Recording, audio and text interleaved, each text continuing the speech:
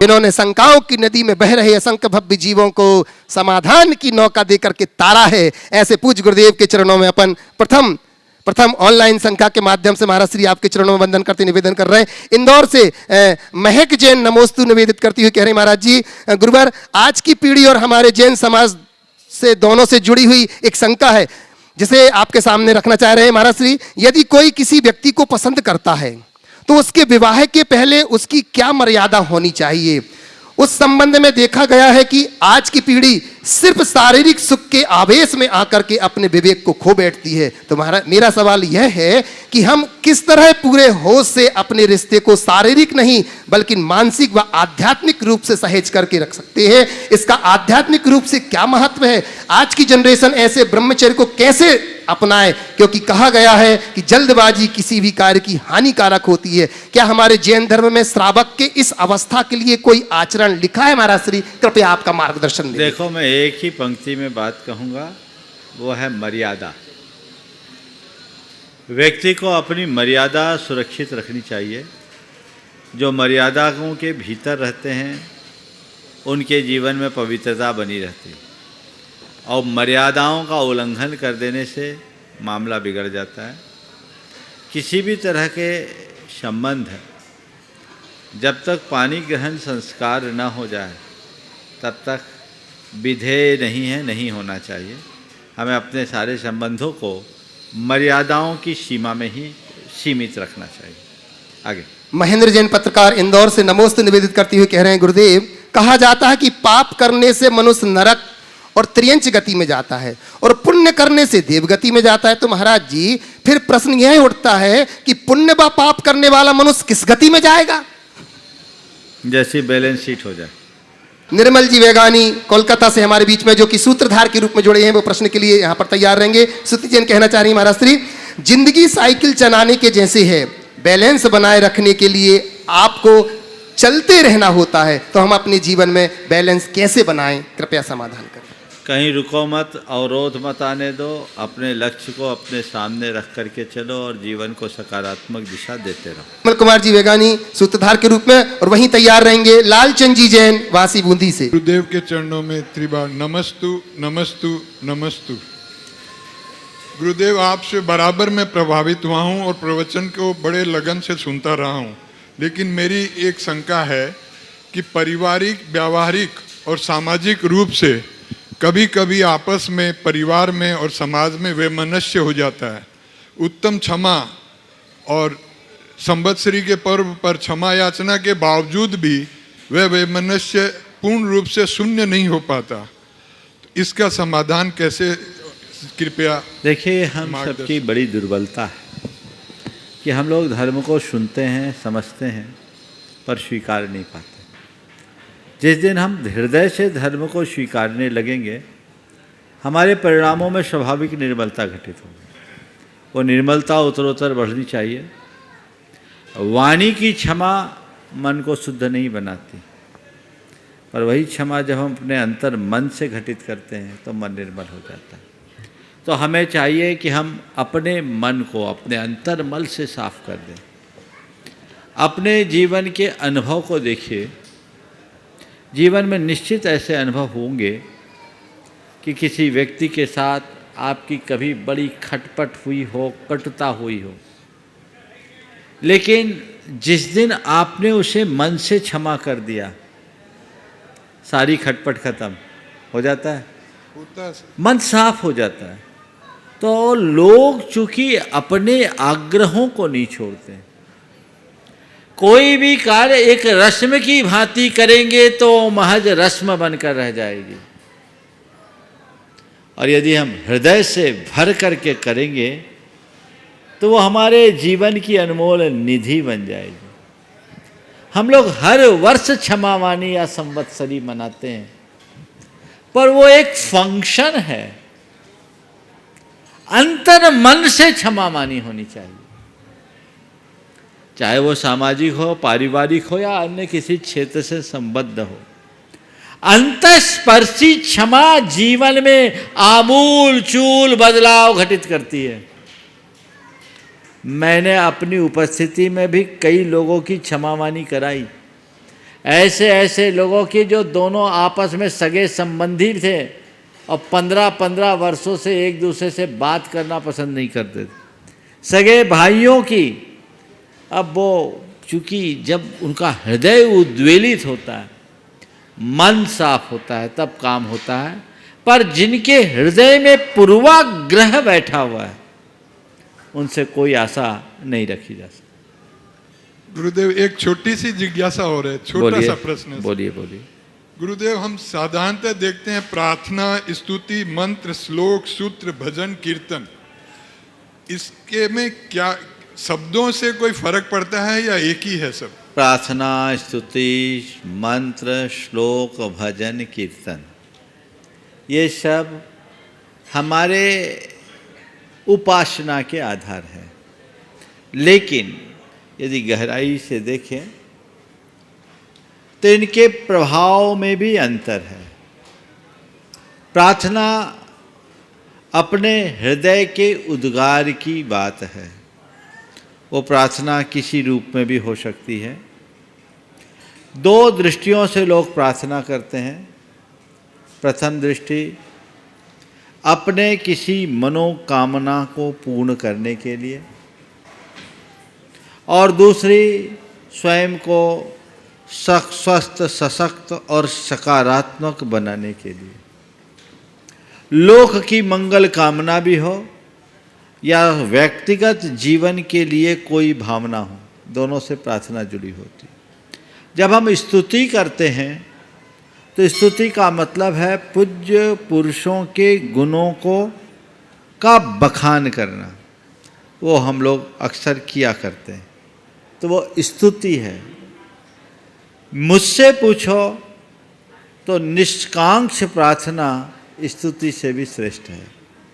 मंत्र में किसी अक्षर विशेष के प्रति हम जब विशेष श्रद्धा से भरते हैं तो वह मंत्र होता है। इसी से स्तुति से स्तोत्र शब्द बनता है। भक्तामर स्तोत्र आदि पढ़ते हैं तो वो स्तोत्र बन जाता है।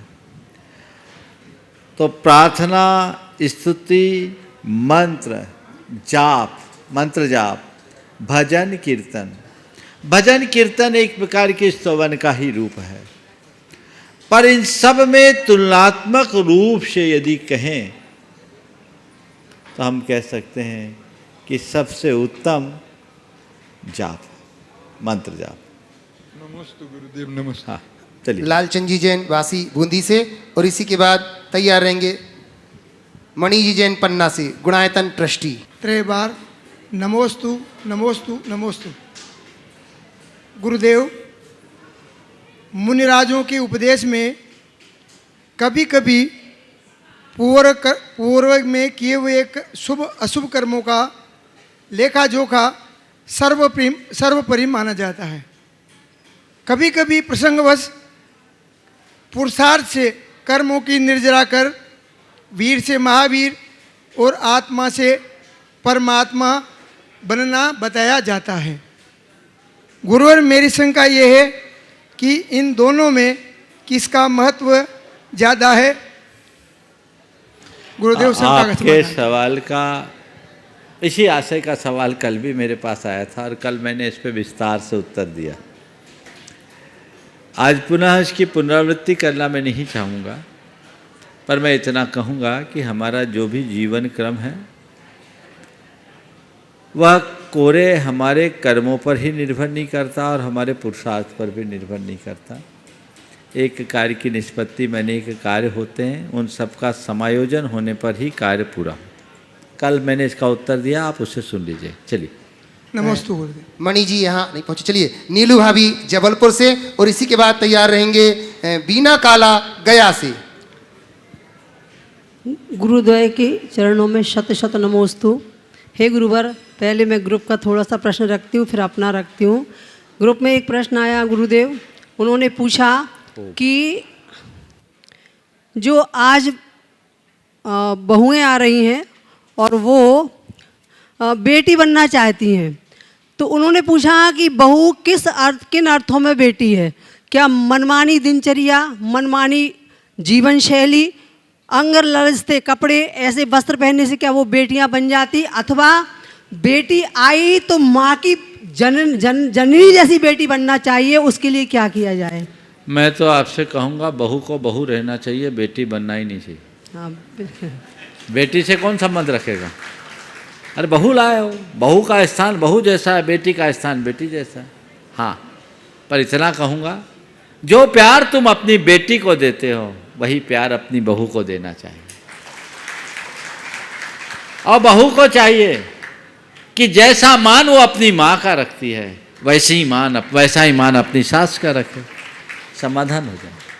महाराज जी, अब मेरा प्रश्न है कि दुखद घटना ये है कि हम बड़े तो बहुत जल्दी हो जाते हैं लेकिन समझदार बहुत देर से होते हैं। और महाराज जी, समय को अपने सबसे अनुकूल मित्र हम कैसे बनाएं? एक साथ दो फर्क। हम बड़े तो बहुत सहज हो जाते हैं, समझदार बहुत कठिनाई से होते हैं। और आपने पूछा है समय को अपने अनुकूल हम कैसे बनाएं। देखिए, हमारे जीवन में दो तरह का परिवर्तन होता है, एक प्राकृतिक परिवर्तन और दूसरा पुरुषार्थगत परिवर्तन। हमारी उम्र के अनुसार हमारा शारीरिक जो विकास है वो प्रकृतिगत परिवर्तन है, हर प्राणी में होता है। पूरी सृष्टि का ये नियम है, समय के अनुरूप चीज़ें बढ़ती है, इसमें हमें कोई पुरुषार्थ करने की ज़रूरत नहीं होती। अपने जीवन को देखो, बच्चे से यहाँ तक आ गए, इसमें हमने अपना क्या किया? प्रकृति ने बदला। लेकिन हम अपने अंदर की जो परिणति है उसे बदलने के लिए हमें पुरुषार्थ करना पड़ेगा, तो पुरुषार्थगत परिवर्तन है। तो जब हम पुरुषार्थ करेंगे, सही पुरुषार्थ करेंगे, तब हमारे भीतर समझदारी आएगी। तो हम बड़े होने के साथ साथ समझदारी को अपने जीवन में तभी घटित कर पाएंगे जब हम उस दिशा में पुरुषार्थ करेंगे, वैसा सोचेंगे, वैसा देखेंगे। नमोस्तु। गुरुवर, मैं गृहस्थ में रहकर भी धर्म को, कर्तव्य को किस तरह निभाएं? गृहस्थ में रहकर धर्म और कर्तव्य को कैसे निभाए? जो गृहस्थों का कर्तव्य उसे करने लगो, धर्म भी निभ जाएगा, कर्तव्य भी निभ जाएगा। नमस्ते चलिए। गुरुवर।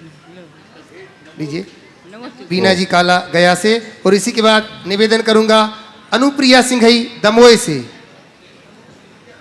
परम श्रद्धेय गुरुवर के चरणों में पूरी गया समाज का त्रैबार नमोस्तु। मेरी जिज्ञासा यह है गुरुवर कि घर की साफ सफाई के लिए बहुत विज्ञापन निकलते हैं, घर की साफ सफाई के लिए बहुत विज्ञापन निकलते हैं, परंतु मन की सफाई के लिए ऐसा कौन सा विज्ञापन है गुरुवर? मैं तो ये कहता हूँ, घर की सफाई के लिए भले विज्ञापन की ज़रूरत है, मन की सफाई के लिए विज्ञापन की ज़रूरत नहीं है। विज्ञापनों से अप्रभावित रहने भर की देर है। जो विज्ञापन से प्रभावित होते हैं ना, उनका मन गंदा होता है। तो अपने आप को विज्ञापनों से अप्रभावित रखने की क्षमता विकसित कर। नमोस्तु गुरुवर। अनुप्रिया सिंघई दमोह से, और इसी के बाद तैयार रहेंगे सम्यक जैन दिल्ली से। महाराष्ट्र के चरणों में कोटि कोटि नमन। मैं दमोह से सियोल सिंघई, मेरी पत्नी अनुप्रिया सिंघई। नमोस्तु महाराज जी। बोलो। मेरा सवाल ये है कि यह संसार पुद्गल और आत्मा के मिलय से चलायमान है, तो क्या विदेश क्षेत्र, स्वर्ग और जम्मूद्वीप, इसमें भी पुद्गल उपस्थित होता है? कहाँ नहीं है, पूरे संसार में ठसाठस बराबर। चलिए, धन्यवाद। नमोस्तु महाराज जी। ओम। सम्यक जैन दिल्ली से, और इसी के बाद तैयार रहेंगे शौ अर्चना जी विमलचंद जी काला। महर्षि नमोस्तु नमोस्तु नमोस्तु। महर्षि, हमारी एक जिज्ञासा है, एक ही मंदिर में से एक ही भगवान की इतनी सारी सेम प्रतिमाएं क्यों होती है? बहुत अच्छा है। एक ही मंदिर में एक ही भगवान के एक जैसी अनेक प्रतिमाएं कैसे होती, क्यों होती? मैं एक सवाल करूं? किसी से प्रेम किया है? नहीं भगवान, नहीं महाराज जी। आज नहीं कल करोगे। अगर किसी से प्रेम होता है तो उसकी कितने स्नैप्स रखने की इच्छा होती है? अच्छा महाराज, होती है, होती समझ है गया ना? महाराज जी। हाँ, समझ गया महाराज जी। समझ में आ गया? अरे मेरा भगवान से प्रेम है, जिधर देखो उधर भगवान ही भगवान, भगवान ही भगवान, कण कण में प्रभु की मूरत बसा लो। ये प्रभु प्रेम की अभिव्यक्ति है। समझ गए?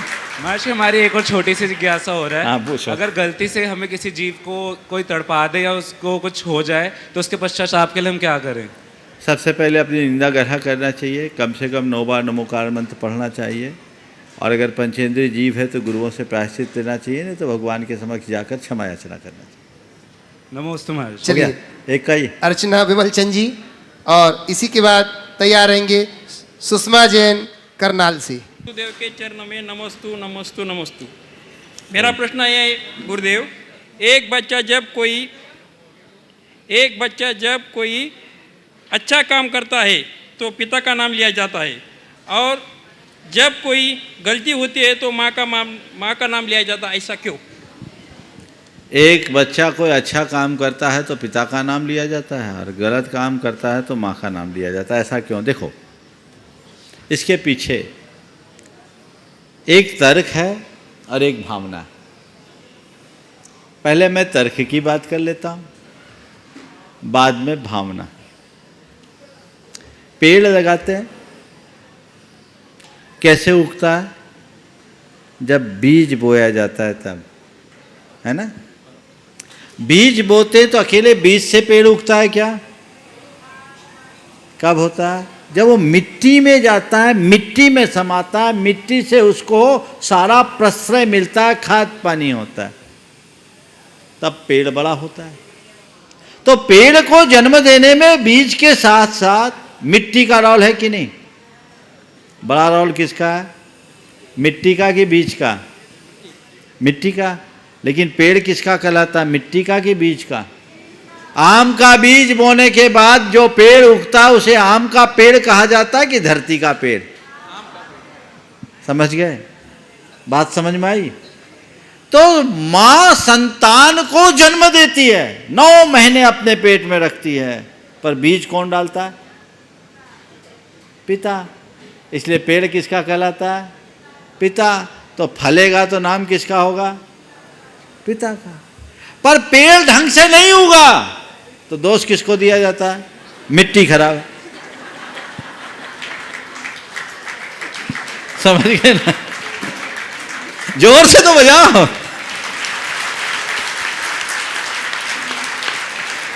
वो जमीन खराब है, इसलिए स्वाभाविक है। ये तो हुआ एक तर्क। अब भावना। बाप जो है ना और माँ, इसमें बड़ा अंतर है। बाप किसी को सुधार नहीं सकता, माँ सुधारती है। देखो, मुख से माँ बोलो मुंह खुलेगा, बाप बोलो मुंह बंद होगा। बोलो, बोल के देखो। बाप और माँ।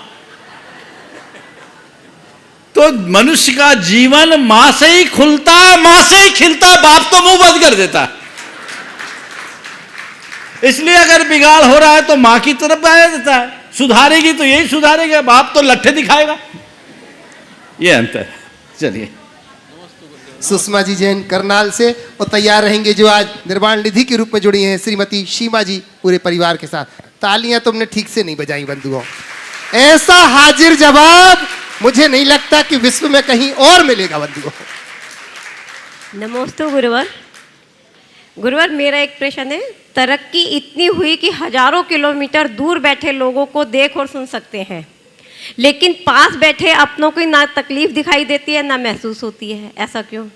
ऐसा इसलिए कि हम भौतिक स्तर पर तो अपने आप को समर्थ बना दिए, पर आंतरिक स्तर पर उतने ही कमज़ोर हो गए। जब मनुष्य भौतिक रूप में समृद्ध हो जाए और आंतरिक रूप से कमज़ोर हो जाए तो यही परिणाम है।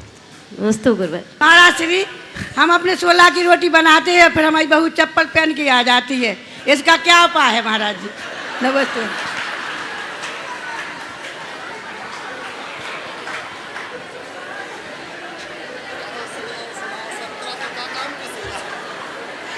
देखो देखो देखो,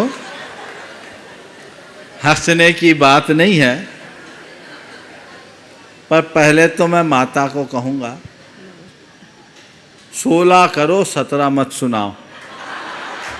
महाराज जी हम एक मेरी बात, पहली बात, ये तो विनोद की बात है, घर में यदि कोई सोलह करता है तो आपको चाहिए कि आप उसके सहयोगी बने। अगर इस तरह का कृत्य होता है तो ये घोर पाप है। जो भी ऐसा करते हैं वे महान पाप के भागी होते हैं। उन्हें तो इस बात का गर्व होना चाहिए कि आज मैं भाग्यशाली हूँ, मेरे घर में व्रती है। शास्त्र में तो व्रती की सेवा करने को शाता बेदनी कर्म के आश्रव का हेतु बताया। तो ऐसा भाग्य सहयोगियों पुण्य से मिलता है, सहयोगी बनो। लेकिन जो 16 करने वाले हैं वो 16 तो करे पर 16 ना बने, समझ गए? वो कई बार 16 जैसे भड़क जाते हैं। हालांकि ये भी स्वाभाविक है, क्योंकि जब उनके व्रतों में दोष लगता सा दिखता है तो उनका हृदय टूट जाता है। मैं इस माता की बात को ध्यान में रखते हुए, हो सकता है इनकी बहू तो अच्छी होगी, शायद ये औरों की बहुओं के लिए पूछ रही हो ना, लेकिन जो भी हो, अगर ऐसी कहानी है तो ठीक कर लेना चाहिए। श्रीमती शीमा जी जैन और इसी के बाद तैयार रहेंगी गजल जैन, रिमी जैन। श्री के चरणों में त्रैबार नमोस्तु नमोस्तु नमोस्तु। महाराज श्री, मेरा प्रश्न है कि जीवन में जब धर्म प्रकट होने लगता है तो लौकिक इच्छाएं समाप्त होने लगती हैं, ऐसा क्यों? मैं तो एक ही बात कहूँगा, उजाला होगा तो अंधेरा छटेगा कि नहीं छटेगा? तो धर्म प्रकट होगा तो इच्छाएं शांत होगी, और यही धर्म का सच्चा फल भी है। बोलिए। महाराज श्री नमोस्तु। महाराज श्री, मैंने एक जगह दान दिया था डॉग्स के लिए, पर मेरे को पता नहीं था कि वहाँ पे मांसाहार का सेवन मतलब कराया जाता है डॉग्स को, तो हमें उसका कितना पाप लगता है अगर हमको नहीं पता होता तो?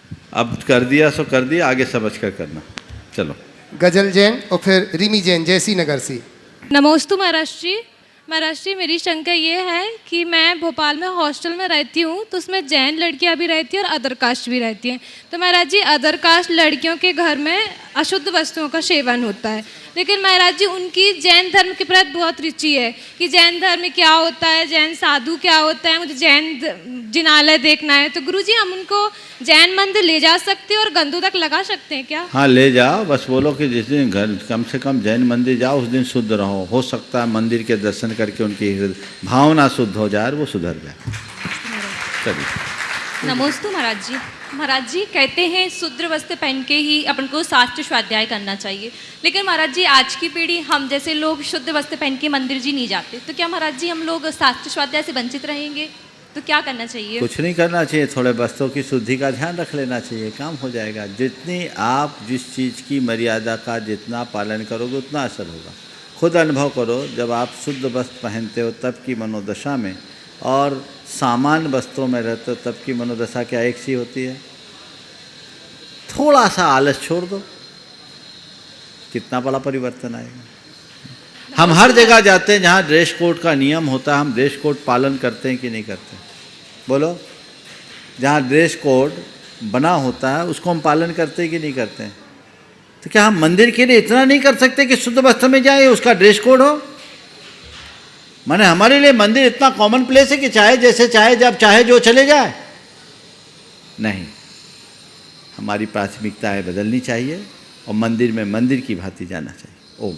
बंधुओं, बड़े सम्मान के साथ मैं आज आवाज दे रहा हूं जिन्होंने अपने आप को गुणायतन से शिरोमणि संरक्षक के रूप में जोड़ा है। मैं चाहूंगा कि जोरदार कलतर ध्वनि से ऐसे परिवार का अभिनंदन किया जाए। श्रीमान पवन कुमार जी जैन, श्रीमती रेणु जैन, शरद जी जैन, श्रीमती गीती जैन, नितिन जैन, जूही जैन, सिडनी से हमारे बीच में। मैं निवेदन करता हूं पूरा परिवार, सिडनी ऑस्ट्रेलिया से हमारे बीच में बंधुओं, मैं निवेदन करता हूं जो कि गुणायतन के अभी तक ट्रस्टी थे, आज शिरोमणि संरक्षक के रूप में जुड़ चुके हैं। मैं पूरे पर 7 समुंदर दूर रह करके भी जिन्होंने अपने आप को धर्म से जोड़ लिया है, इनका अभिनंदन करने के लिए बड़े सम्मान के साथ आवाज दे रहा हूं हमारे गुणायतन के यशस्वी कोषाध्यक्ष श्रीमान NL जैन साहब से। कृपया आइएगा।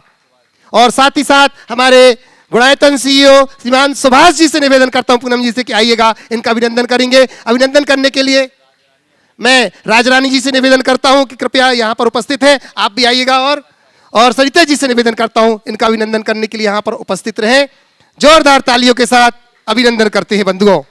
और इसी क्रम में बंधुओं अभिनंदन हो रहा है मैं लता जी गंगवाल हमारे बीच में उपस्थित हैं जो कि गुणायतन की मंत्री है। मैं निवेदन करता हूं कि हमारे शिरोमणि संरक्षक की इस परिवार का अभिनंदन करने में आपकी सहभागिता हो। मैं पूनम जी से भी निवेदन करूंगा, आप जरूर इसमें सहभागिता निभाएं।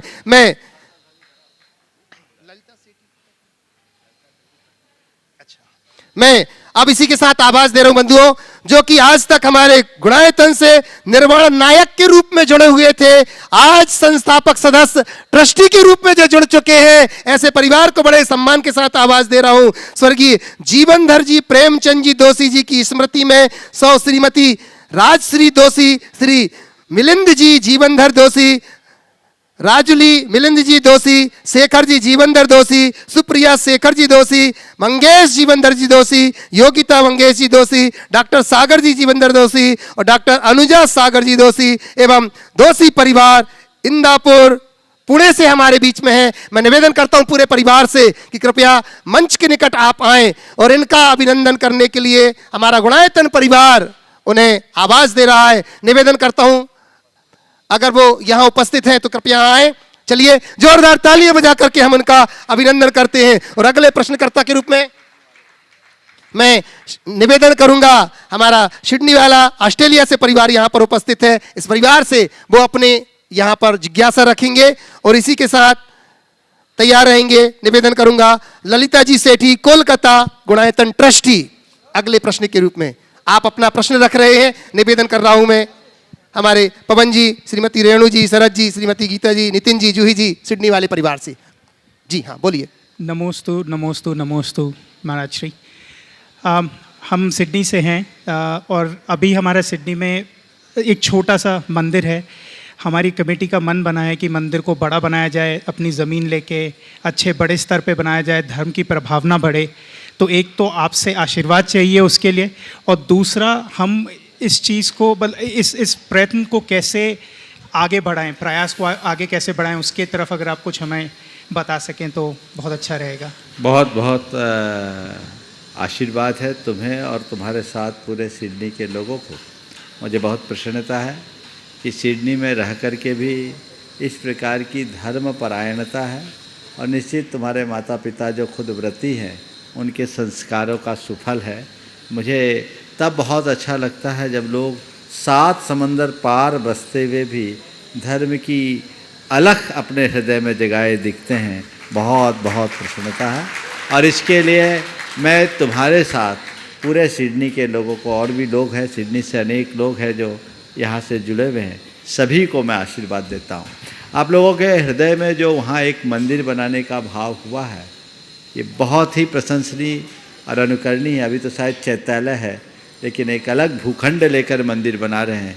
मैं इस युग को एक प्रकार से स्वर्ण युग के रूप में देखता हूँ, जो आज 7 समुंदर पार भी भव्य भव्य जिनाले बनने लगे हैं। आज पूरे अमेरिका में, यूरोप में, ऑस्ट्रेलिया में, एशिया के भी कई देशों में लोगों ने मंदिरों का निर्माण किया है। इससे हमारे आने वाले दिनों में जिन शासन की महती प्रभावना होगी, जैन धर्म की ध्वजा दिग दिगंत तक व्याप्त होगी। मेरा बहुत बहुत आशीर्वाद है। आपने पूछा है हम इसके लिए क्या प्रयत्न करें, आप लोग संकल्प बनाए रखें। एक बात मैं कहूँगा सारे भारत वालों को, कल इन्होंने जब मुझे बताया मैं अभिभूत हो गया। इन्होंने जिस दिन मंदिर बनाने के लिए जमीन क्रय किया, उसका निर्णय लिया, उस दिन इनके पूरे समूह के लोगों ने एक संकल्प लिया कि जब तक ये मंदिर नहीं बन जाता, हमारे समूह से एक न एक व्यक्ति प्रतिदिन उपवास रखेगा। ये इनका त्याग है। ऐसा त्याग मैंने जीवन में कभी नहीं देखा। कोई एक व्यक्ति ने कुछ छोड़ दिया, किसी ने नमक छोड़ा, किसी ने शक्कर छोड़ी, किसी ने घी छोड़ा, तेल छोड़ा, दूध छोड़ा, या और कोई चीज छोड़ दिया, लेकिन जाप को जोड़ लिया। लेकिन मंदिर जब तक नहीं बनेगा, उस विशुद्धि को मेंटेन करने के लिए एक न एक व्यक्ति उपवास करेगा। ये शायद पहली बात है।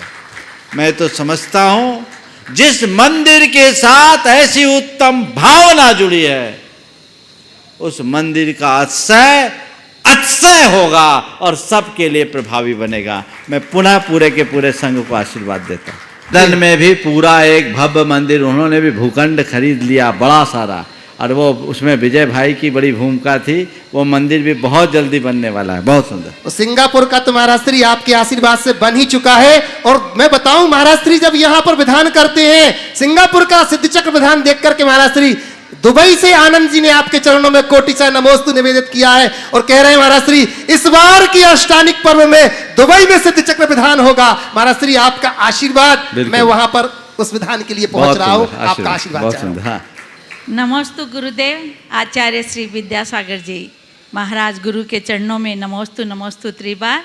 प्रमाण सागर जी महाराज के चरणों में नमोस्तु, अरय सागर जी महाराज के चरणों में नमोस्तु। बहुत ही सुंदर सिद्ध चक्र विधान यहाँ का बहुत ही अतिशयकारी होता है।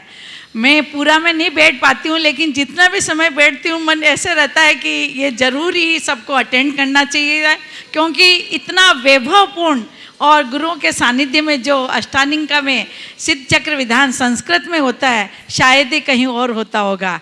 तो सभी से मैं करूँगी कि आह्वान करती हूँ कि ज़रूर आके सिद्ध चक्र विधान में बैठे।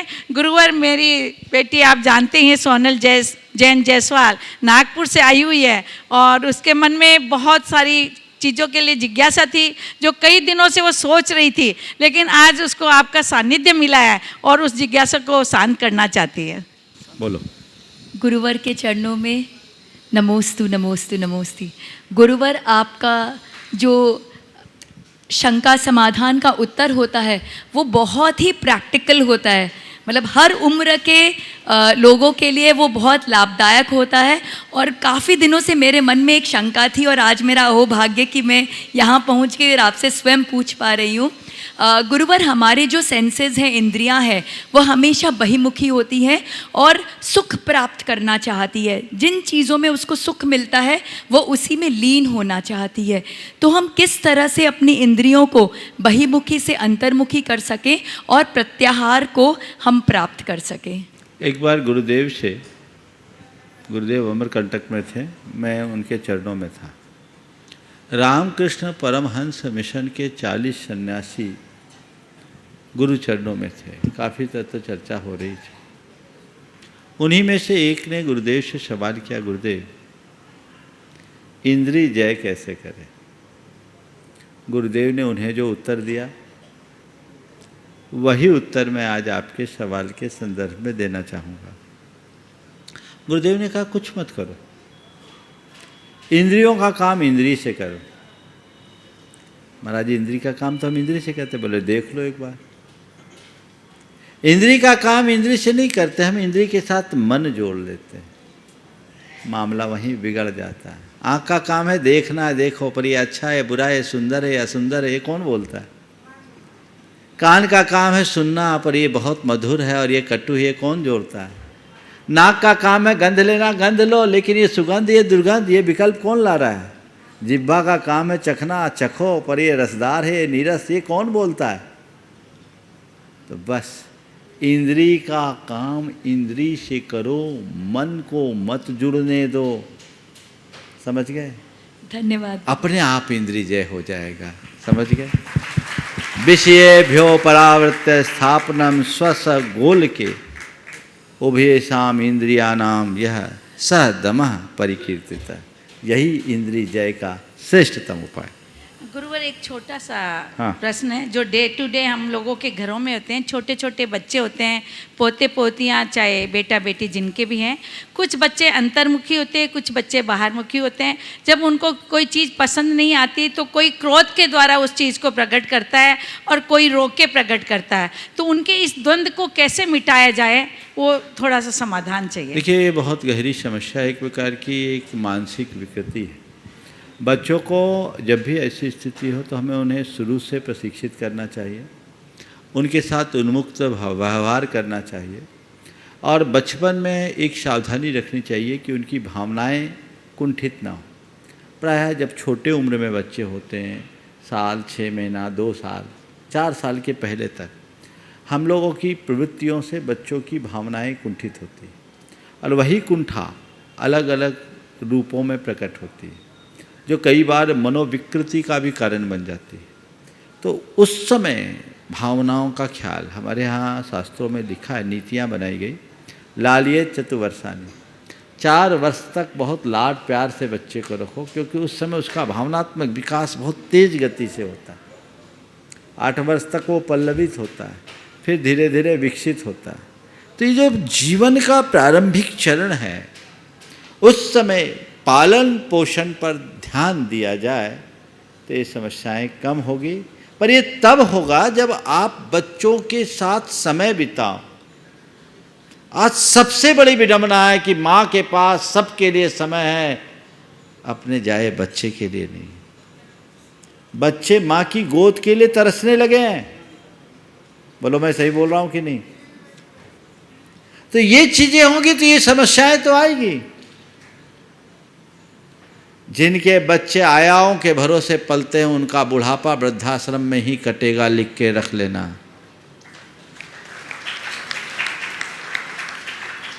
तुम चाहते हो कि तुम्हारा बच्चा तुम्हारा पालनहार बने,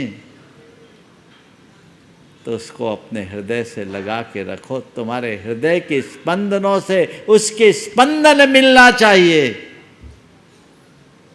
तब जीवन धन्य। ओम। चलिए सम्यक जी, अभी अखिल जी दिल्ली से, और मैं बड़े सम्मान के साथ निवेदन करूंगा प्रांतीय अध्यक्ष मालवा से, गुणायतन के जो प्रांतीय अध्यक्ष हैं श्रीमान सुनील जी, रजनी जी बिलाला, राजरानी जी बिलाला यहाँ पर उपस्थित, निवेदन कर रहा हूँ कृपया यहाँ आइएगा। और साथ ही साथ संजय जी, सरिता जी बिलाला जो कि हमारे गुणायतन के ट्रस्टी हैं, दोनों एक साथ निवेदन कर रहा हूँ अपना प्रश्न। बोलो। नमस्ते माश्री।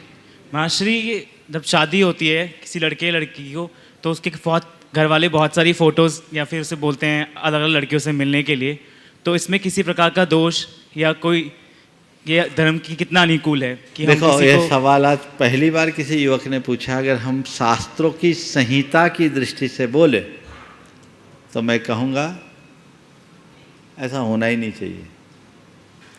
पुराने ज़माने में माँ बाप तय कर देते थे, बच्चा तो शादी के टाइम में ही बच्ची को देखता था, होता था। पर आज के समय में देखा देखी के बिना काम नहीं होता। एक के बारे में तो मैंने सुना, उसे 70 लड़कियां देख लिया, अभी तक पसंद नहीं आई। 70 अब बताओ, कुछ ना कुछ कमी। हम बोले देख लो, ऐसी मिलेगी जिंदगी भर झेल नहीं पाओगे। ये क्या है? पर अब जो मैंने बात की जो संहिता की दृष्टि से, तो ये चुनाव माँ बाप को करना चाहिए, लेकिन आजकल का चलन है। दूसरे संदर्भ में मैं कहूँ कि पहले बिना देखे संबंध होता था तो बढ़िया से निपटा था, अब देख के संबंध होता है तो भी फिर दिक्कत होती। समझ गए? तो उत्तम तो यही है, पेरेंट्स पर भरोसा रखो, उनकी आंखें अनुभवी हैं। आप जिसको मेरे लिए चुनोगे अच्छा ही चुनोगे, मैं क्यों चुनूँ? लेकिन अगर ये मन नहीं स्वीकारता तो करना पड़ता है, इसके लिए मैं क्या कहूँ। लीजिएगा निवेदन सुनील जी और संजय जी लाला, और इसी के बाद निवेदन करूंगा हमारे दोनों ब्रह्मचारी भैया अनिल भैया और धर्मेंद्र भैया, अनिल जी जो कि न्यायाचार्य हैं, धर्मेंद्र जी जो कि संस्कृताचार्य हैं। और मैं सम्मान के लिए यहाँ आवाज दूंगा, तब तक पहुंचेंगे जो आज ट्रस्टी के रूप में हमारे बीच में यहाँ पर उपस्थित है। निर्माण नायक से स्वर्गीय जीवनधर जी प्रेमचंद जी दोषी की स्मृति में 100 श्रीमती राजश्री जी दोषी और मिलिंद जी जीवनधर, पूरा परिवार यहाँ पर उपस्थित है। कृपया यहाँ निकट आ जाए, वो मंच के ऊपर आ जाए पूरा परिवार। नमस्ते गुरुवर। परिवार में गृहस्थी में जो सदस्य होते हैं, कुछ धर्मात्मा होते हैं, कुछ कम धर्मात्मा होते हैं, कुछ धर्मात्मा नहीं होते हैं। जो धर्मात्मा होते हैं व्रतों में आगे बढ़ते हैं, तो जो दूसरे सदस्य होते हैं वो उनको रोकते हैं कि भाई ज़्यादा व्रत मत करो, नहीं तो आगे तकलीफ आएगी, बीमार हो जाओगे तो क्या करोगे। अब वो मान लो व्रतों में आगे बढ़ जाते हैं, वो मान लो कोई उसमें कभी शीतलता आ जाती है तो उनको मना किया जाता है कि उनको तंज कसा जाता है कि भाई हमने तो पहले ही मना करा था और आप ये करने लग गए, अब भुगतो।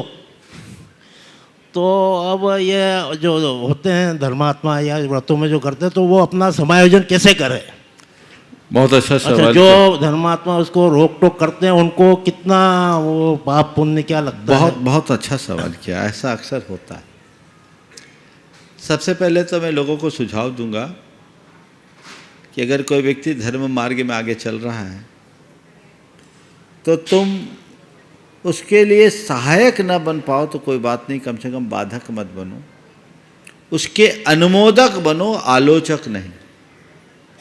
वो कर रहा है, स्वाश्रित होकर कर रहा है, और कदाचित उसकी कुछ शिथिलता आ रही है तो तुम सहयोग करके उसकी सेवा करो, ये भी तुम्हारा पुण्य है। और हो सकता है वो धर्मात्मा धर्म कर रहा है और काम नहीं कर रहा है, व्यापार व्यवसाय, लेकिन कहीं ना कहीं उसका ही पुण्य तुम्हारे पूरे घर को चला रहा है। मैं एक ऐसा युवक है मेरे संपर्क में जिसके पिताजी व्रती हैं और प्रतिदिन माला फेरते हैं, 52 माला का नियम है। वो अपने पिताजी की बड़ी सेवा करता है और क्या कहता है, महाराज जी हमारे पिताजी दिन भर माला गिनते हैं तो हम नोट गिन पाते हैं। सोच, बोले हमारे पास जो है उनके ही के पास है, महाराज हमारी कोशिश होती है कि इनको कोई कमी ना हो। तो ये उत्तम भाव होना चाहिए। जो ऐसा करते हैं, माने आलोचना करते हैं, तंज कसते हैं, वे महान पाप का बंद करते हैं। ऐसा नहीं होना चाहिए। नमोस्तु गुरुवर। मनुष्य की चाल धन से भी बदलती है और धैर्य से भी बदलती है। अब धन से मनुष्य संपन्न होकर अकड़ कर चलता है और धर्म से संपन्न होकर तो विनम्र होकर चलता है। गुरुजी मेरी जिज्ञासा यह है कि धर्म और धन का समायोजन कैसे करें? धर्म और धन का समायोजन कैसे करें? बिल्कुल ठीक है। धन से अगर बढ़ेगा तो अकड़ेगा, जो अकड़ता है उखड़ता है, और धर्म से करेगा तो नमेगा, झुकेगा, जो झुकता है वो बढ़ता है। अब उखड़ना है तो अकड़ो और बढ़ना है तो झुको, नम्र हो जाओ। तो ये दृष्टिकोण हमारे अंदर होना चाहिए। आपने पूछा धन और धर्म का समायोजन क्या करें, बस एक ही उदाहरण देता हूँ। सिर में टोपी और पाँव में जूती। टोपी मैली कुचैली हो तो भी सिर पर रखी जाती है, वो मान मर्यादा का प्रतीक होती है, उसे उच्च आसन में टांगा जाता है। और जूतियाँ यदि सोने की भी है तो देहरी से बाहर उतारी जाती है। तो धन को जूती के बराबर मानो और धर्म को टोपी की भांति देखो। नमस्ते गुरुवर। संजय जी, बिलाला और दोनों भैया जी।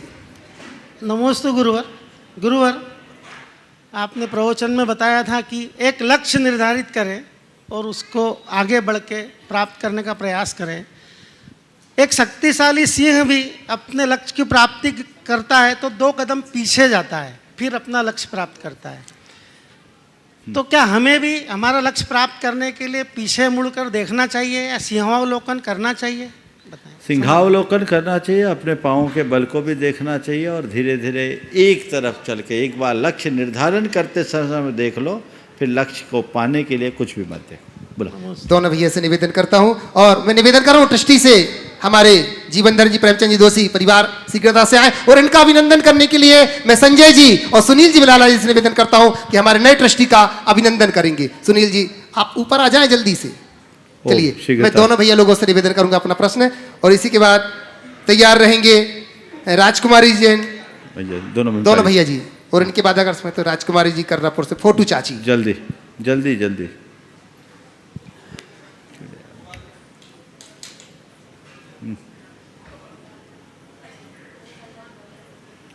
ओम, सब आ गए? बहुत बढ़िया।